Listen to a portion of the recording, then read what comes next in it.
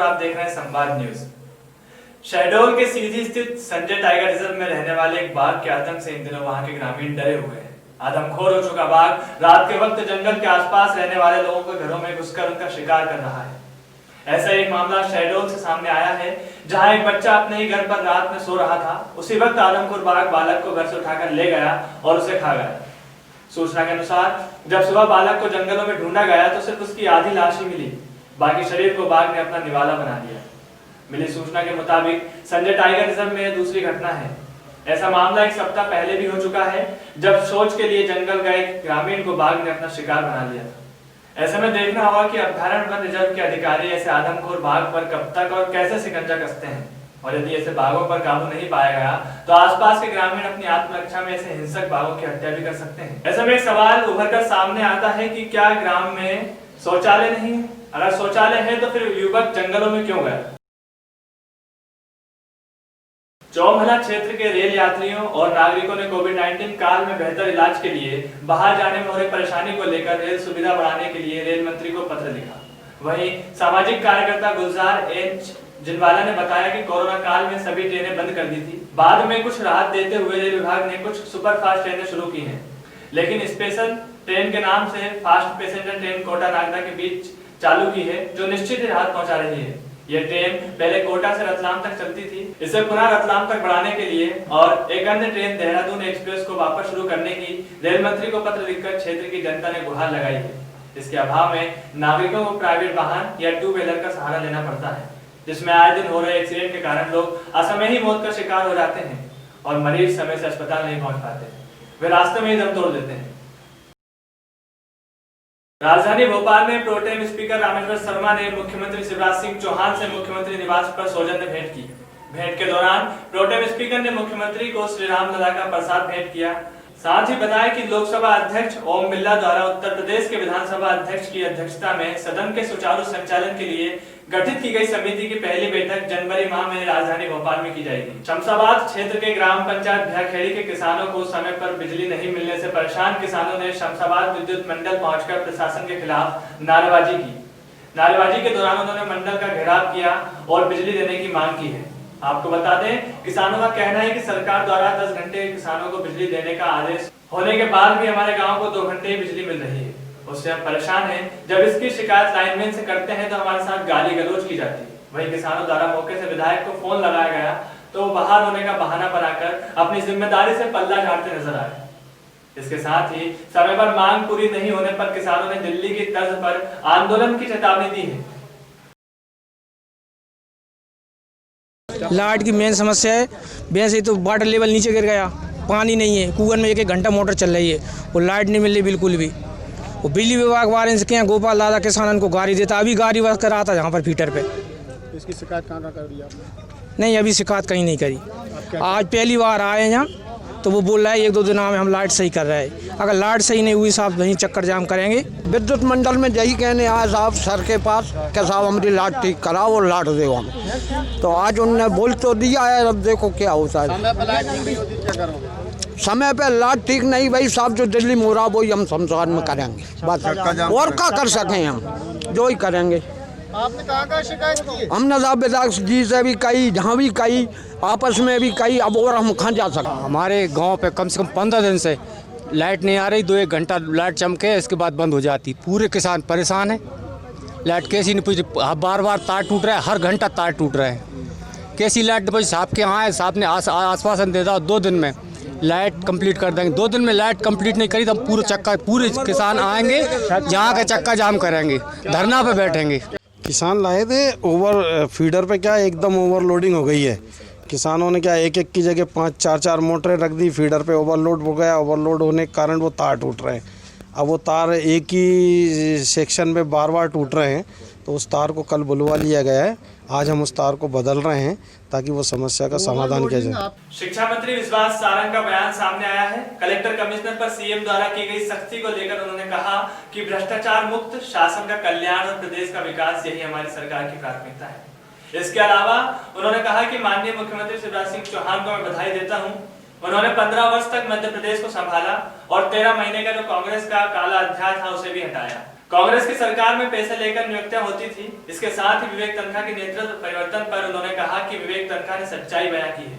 सही मायने वो जो सोचते हैं वही बोलते हैं। कांग्रेस ने किसानों के लिए कुछ नहीं किया। बीजेपी किसान हित की पार्टी है। कृषि बिल किसान खेत और खलिहान में खुशहाली लाएगा। माननीय मुख्यमंत्री शिवराज सिंह चौहान जी को मैं बहुत बधाई दूंगा।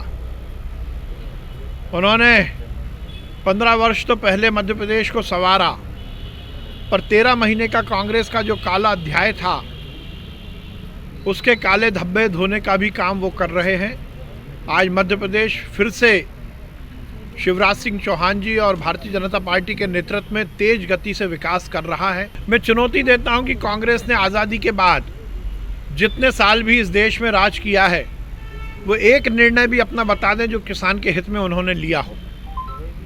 केवल और केवल भ्रष्टाचार अनाचार करने वाली पार्टी, किसानों के हितों को कुठाराघात करने वाली पार्टी हमें क्या सीख देगी। भारतीय जनता पार्टी किसान के हित की पार्टी है।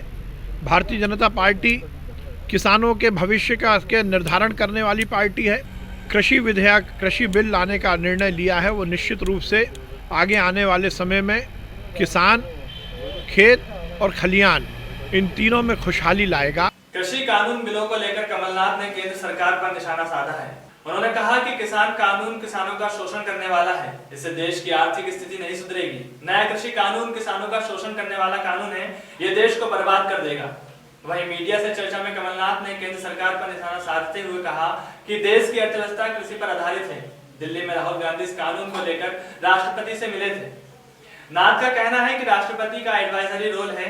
मैं नहीं समझता इससे कुछ होगा, लेकिन किसानों के लिए लाया कानून देश को बर्बाद जरूर कर देगा। इस तरह के कानून को लाने से देश की आर्थिक स्थिति नहीं सुधरेगी। किसानों के साथ न्याय हो और फसल का सही मूल्य मिले, यही कांग्रेस की प्राथमिकता है।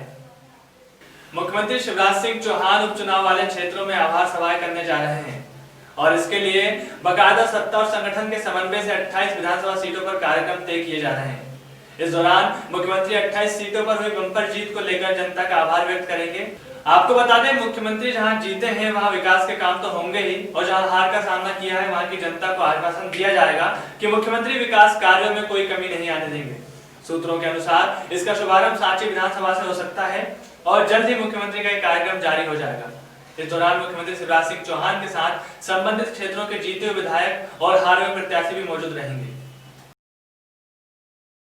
राजधानी भोपाल में आज ब्रिज के बाधक बन रहे 3 मकानों को तोड़ने की कार्रवाई जारी है। आपको बता दें, निगम अमला मकानों को तोड़ने में जुट गया है।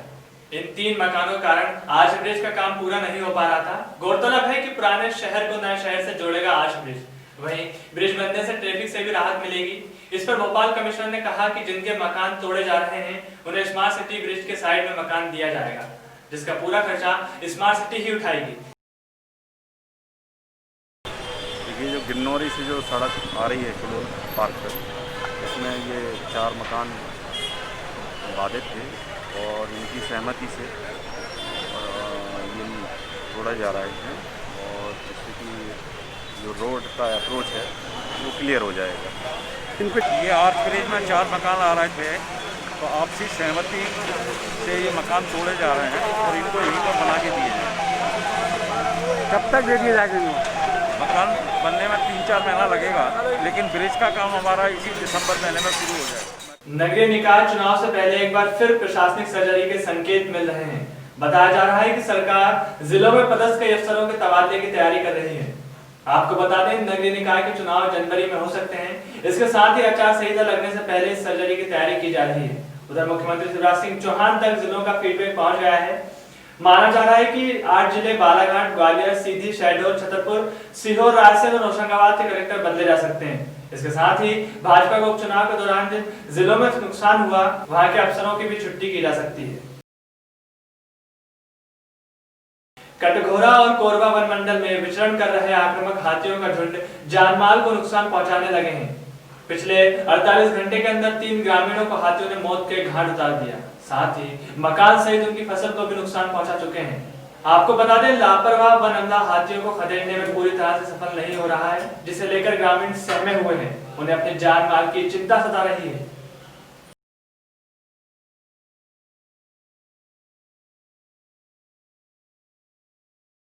छत्तीसगढ़ के गरियाबंद में पारिवारिक विवाद में गुरुवार को चाकूबाजी हो गई। आपको बता दें, युवक ने अपने बड़े भाई पर चाकू से हमला कर दिया।